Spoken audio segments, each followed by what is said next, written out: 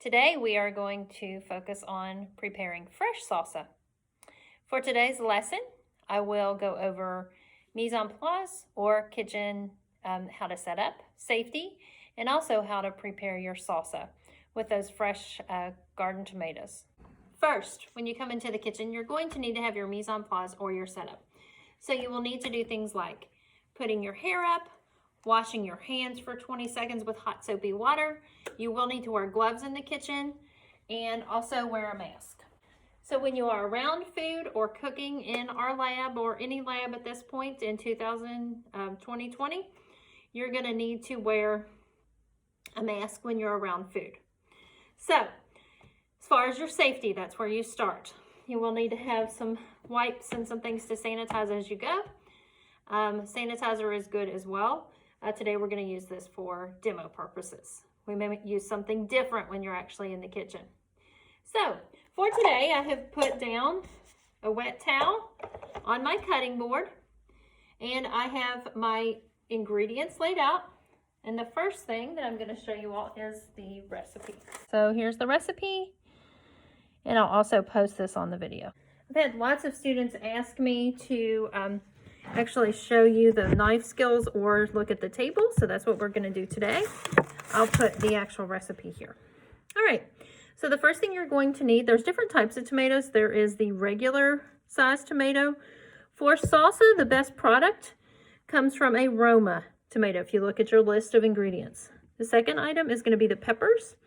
There's a green pepper here and a jalapeno pepper, as well as an orange pepper to add color. We have an onion, regular onion.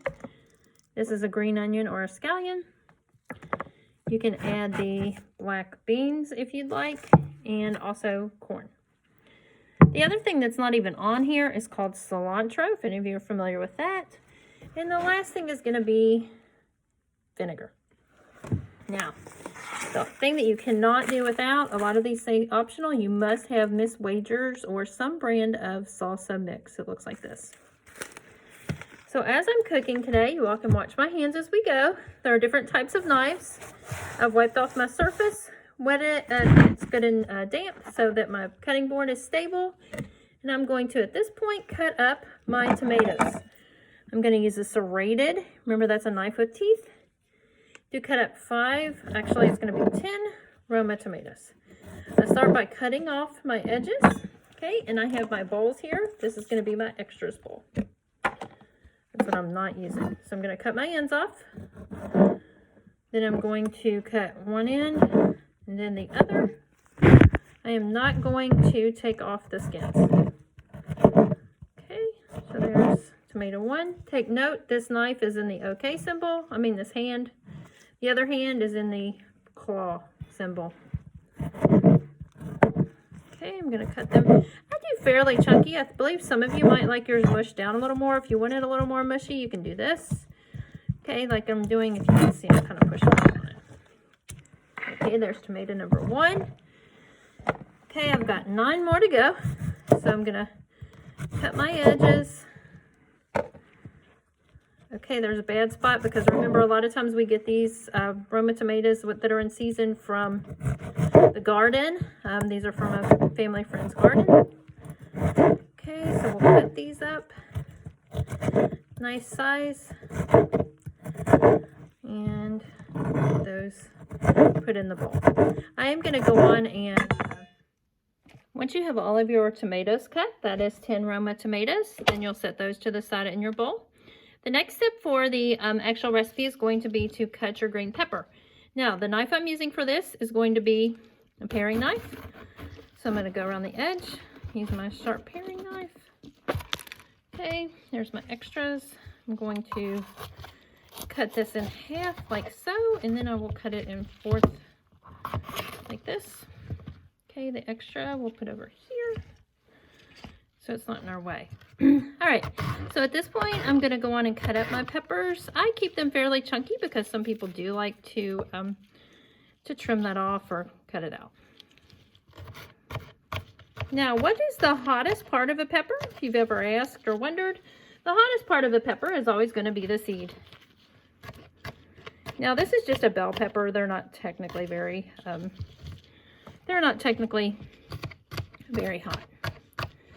Now, when you get into some of the other categories of peppers, they are hot. Of course, that's going to be your habanero, jalapeno, things like that. You can cut those separately and add them. I am not going to be adding them today. I will be adding the green pepper, the 1/4 green pepper I have here. I'm also going to put the 1/4 of a orange pepper. Okay, these are kind of a sweeter pepper as well as I cut the seeds out.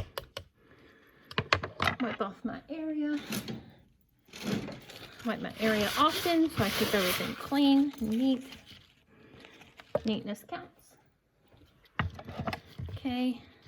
A few more of those. So I'm going to go rinse these off. As you can see, this one has a little bit of a seed in it.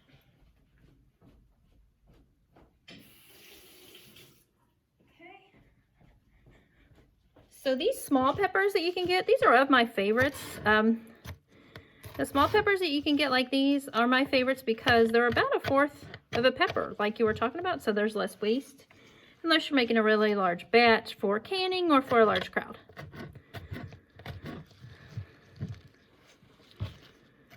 Take note of my OK symbol and how I'm holding my knife.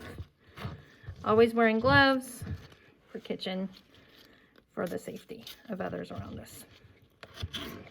All right, so once you get your peppers cut, in this instance, I am not going to cut the jalapeno, but remember they look like this. Okay, next we're gonna cut the onion. So we're gonna cut off our ends. If you can tell, we cut those pieces off. We'll cut the onion in half. Okay, then we'll peel that. Nice thing about wearing gloves, you don't get that onion on your hands. Okay, so we're going to peel like so.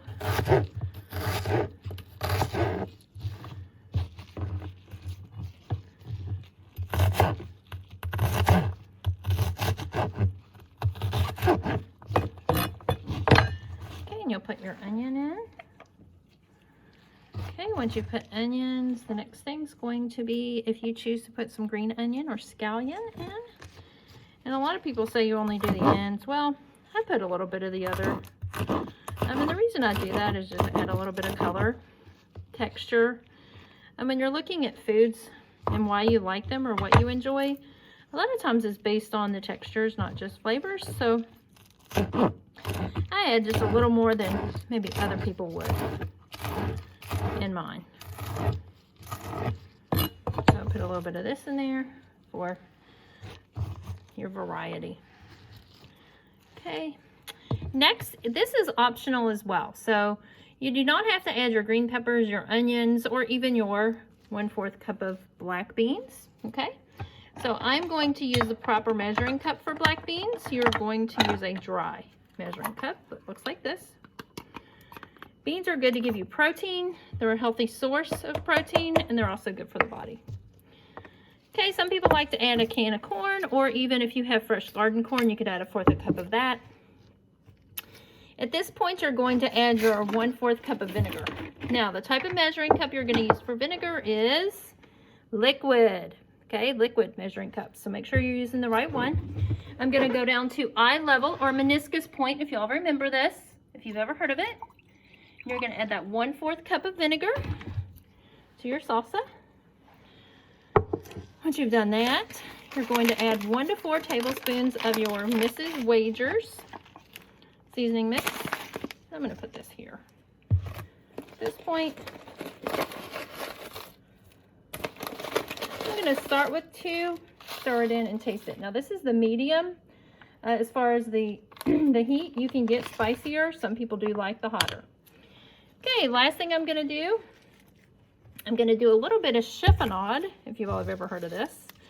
Chiffonade means I'm going to roll up my cilantro, okay, like so, and then I'm going to cut it just to throw it in and add a little bit of that zing. So if you've ever had fresh pico de gallo at a Mexican restaurant and you really loved it, it was probably because you had a little bit of that cilantro flavoring, which is synonymous with any kind of good Mexican food if you've been in our area or elsewhere, even internationally. So at this point, we're going to need to stir it up. Give it a good stir.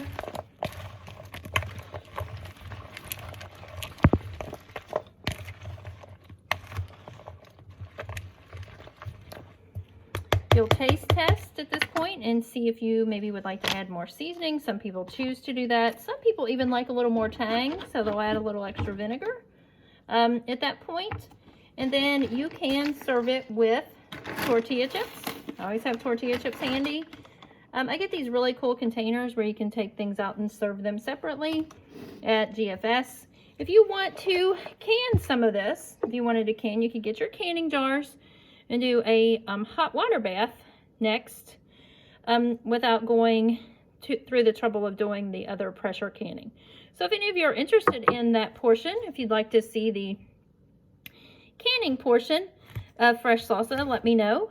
Otherwise, we'll see you next time.